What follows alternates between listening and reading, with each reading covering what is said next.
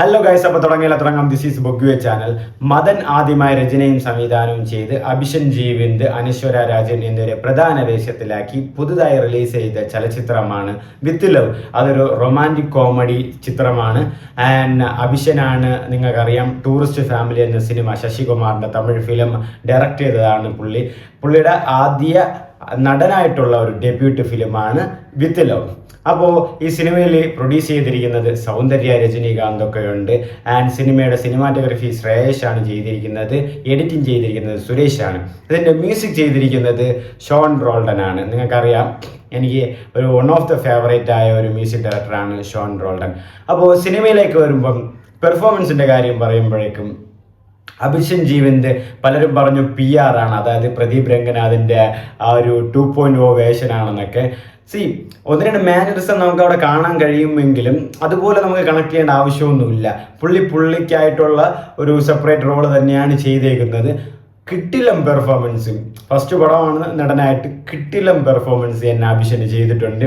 ആ ഒരു എക്സ്പ്രഷൻ ആയാലും, ആ ഒരു ആക്ടിങ് ആയാലും, ആ ഒരു സ്മൈൽ ആയാലും, എല്ലാം, ആ ഒരു ഡയലോഗ് ഡെലിവറി ആയാലും എല്ലാം ഒരു കിട്ടിലൻ എക്സ്പ്രഷൻ, ഒരു കിട്ടിലൻ എക്സ്പീരിയൻസ് തന്നെയാണ് അഭിഷേക് തന്നിട്ടുള്ളത്. മൊത്തത്തിൽ ഈ സിനിമ എന്ന് പറയുന്നത് നമുക്ക് എല്ലാവർക്കും, പ്രത്യേകിച്ച് ബോയ്സിന് ഒരുപാട് റിലേറ്റ് ചെയ്യാൻ പറ്റുന്ന, കണക്ട് ചെയ്യാൻ പറ്റുന്ന ഒരു, എന്താ പറയുക, ആ ഹ്യൂമറും കാര്യങ്ങളൊക്കെ ഉള്ള ഒരു സിനിമ. അതായത് ചെറുതിൽ നിന്ന് വളർന്ന് വലുതായി പോകുന്ന ഒരു സിനിമ. അത് +2 കാലഘട്ടത്തിൽ നിന്ന് പിന്നെ ലൈഫ്, അപ്പോൾ ആൾക്കാർ വളർന്ന് അതിന് ശേഷമുള്ള ആ ഒരു സ്റ്റോറിയും ഇത് തന്നെയാണ്. അതായത് ഒരു ആ പ്ലോട്ട് തന്നെ എന്താണ്, ആ ഒരു മെയിൻറ്റെയിൻ ചെയ്ത് ആ നേരെ തന്നെ പോകുന്നുണ്ട്. അവിടെ വേർതിരിവും കാര്യങ്ങളൊന്നുമില്ല. പടത്തിൽ വരുന്നത് നായികയും നായകനുമായിട്ട് രണ്ടുപേരും കല്യാണം കഴിക്കാൻ പോകുന്ന ഒരു സിറ്റുവേഷൻ്റെ അകത്തായിട്ട് ഇവർക്ക് ഒരു പറയാതെ പ്രേമമുണ്ട്. അപ്പോൾ ആ പ്രേമം പറയാൻ വേണ്ടിയിട്ട് ആ ആളെ തപ്പിപ്പോകുന്നു. അതായത് സ്കൂൾ കാലത്തിന് പ്രണയത്തിന് വേണ്ടി ആ ആൾക്കാരിൽ ആ സ്നേഹം പറയാൻ വേണ്ടിയിട്ട് ആ വലുതാകുന്ന സമയത്ത് തപ്പിപ്പോകുന്നതുമായിട്ട് ബന്ധപ്പെട്ടാണ് ഒരു പടം.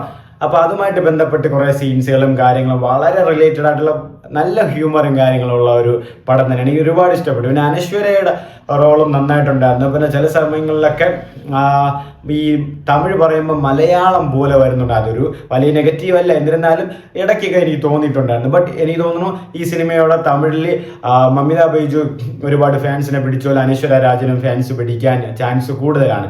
ആ ഒരു പെർഫോമൻസ് ഒക്കെ സിനിമയിൽ കൊടുത്തിട്ടുണ്ട്. ആൻഡ് അവർ അഭിഷനും അനശ്വരയും തമ്മിലുള്ള ആ ഒരു കെമിസ്ട്രിക്ക് ക്യൂട്ടായിരുന്നു, ഹ്യൂമറായിരുന്നു, കാണാനും വലിയ രസമുണ്ടായിരുന്നു, കണ്ടുകൊണ്ടിരിക്കാൻ പറ്റുവാണ്. പിന്നെ അതിൽ വരുന്ന സീൻസുകളൊക്കെ പെണ്ണുങ്ങൾക്ക് എങ്ങനെയാണെന്ന്, പക്ഷേ പയ്യന്മാർക്ക് ഭയങ്കര റിലേറ്റബിൾ ആണ്. അതായത് നമ്മൾ ഇപ്പോൾ ഒരു പെണ്ണിന് ഇഷ്ടം തോന്നിയാൽ പോയി പറയാൻ വേണ്ടിയിട്ട് മടിച്ച് നിൽക്കുന്ന ആ ഒരു സിറ്റുവേഷൻസ് ഉണ്ടാവും.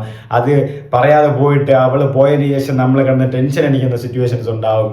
അല്ല ഇങ്ങനെ പറഞ്ഞിരുന്നെങ്കിൽ, അവൾ വന്നെങ്കിൽ, പറഞ്ഞിരുന്നെങ്കിൽ ഇഷ്ടം അങ്ങനത്തെ. അതായത് അവർ വന്ന ചില സമയങ്ങളിൽ അവർ വല്ലതും മുന്നിട്ട് എനിക്കിഷ്ടമാണെന്ന് പറഞ്ഞാൽ നമ്മൾ പറയും, അങ്ങനത്തെ സിറ്റുവേഷൻസ് വരെ ഉണ്ടാവും.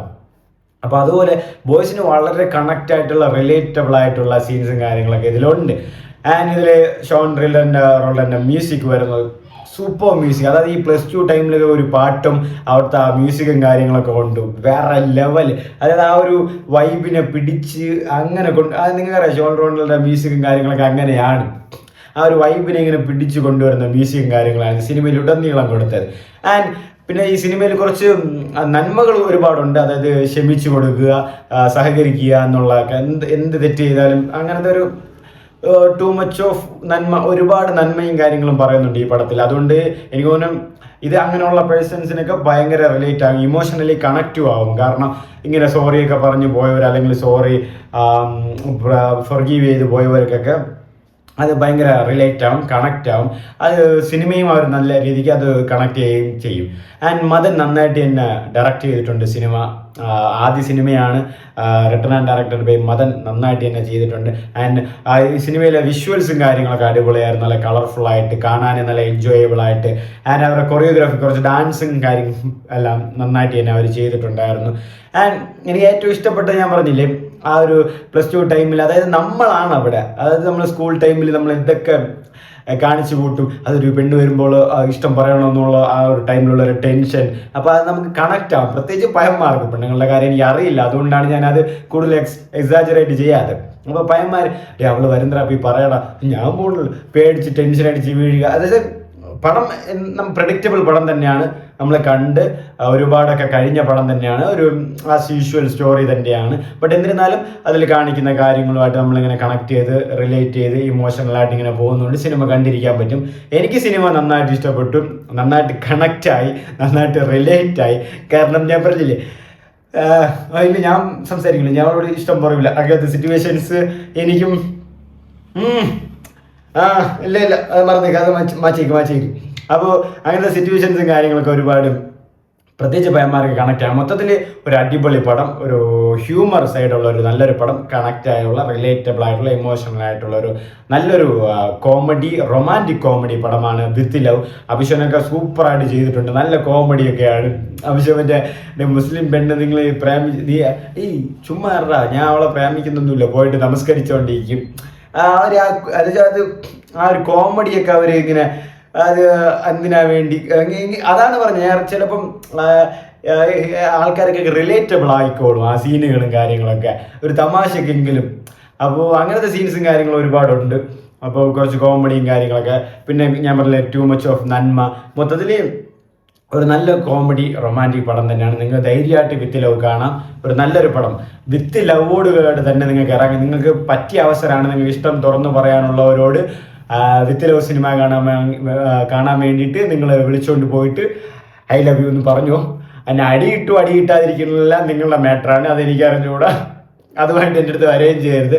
അപ്പോൾ ഗൈസ്, ഇതുവരെ എൻ്റെ ചാനൽ സബ്സ്ക്രൈബ് ചെയ്യാത്തതുകൊണ്ട് മറക്കാതെ സബ്സ്ക്രൈബ് ചെയ്തേക്ക്, ഫ്രണ്ട്സുമായിട്ട് റെക്കമെൻഡ് ചെയ്തേക്ക്. അപ്പോൾ bye bye guys, stay safe.